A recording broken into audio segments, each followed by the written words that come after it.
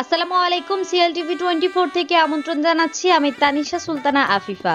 Bahaddarhat United convention হলে হয়ে গেল জান্নাতুল নাইম চৌধুরী রিকুর একমাত্র মেয়ে হাফিজা মেহেরিন্নেসা জান্নাত চৌধুরীর জমকালো বিয়ের অনুষ্ঠান।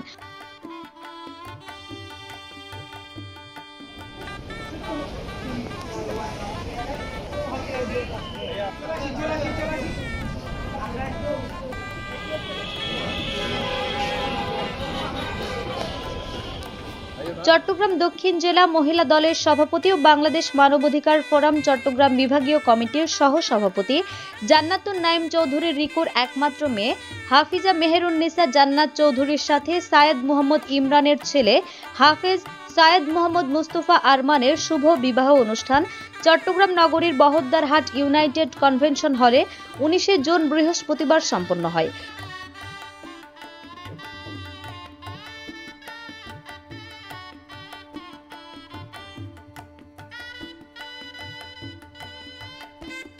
বরকনে দুজনই বাংলাদেশের দুই ধনী পরিবারের ছেলে মেয়ে।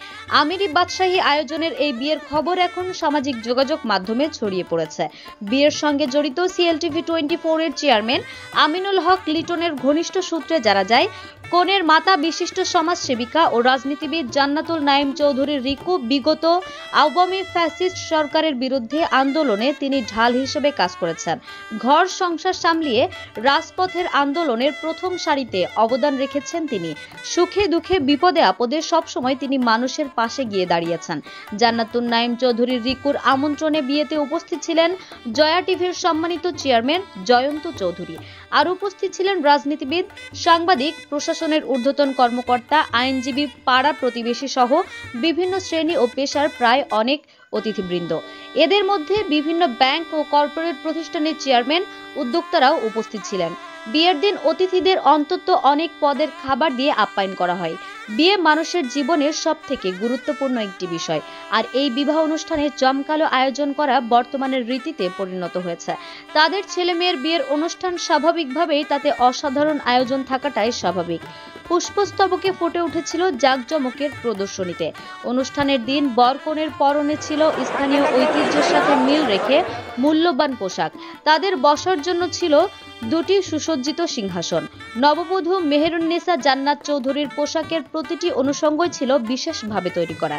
বিয়ের অনুষ্ঠানে নবদম্পতি পাশাপাশি বসেন এবং উৎসবমুখর পরিবেশে বিভিন্ন আয়োজনে এই বিবাহ অনুষ্ঠান সম্পন্ন হয়েছে।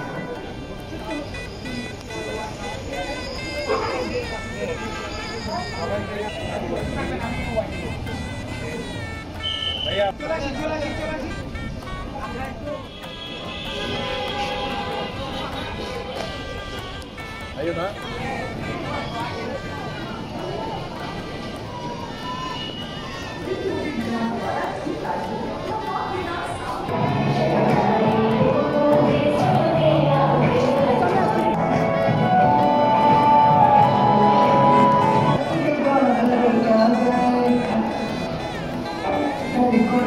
Ayo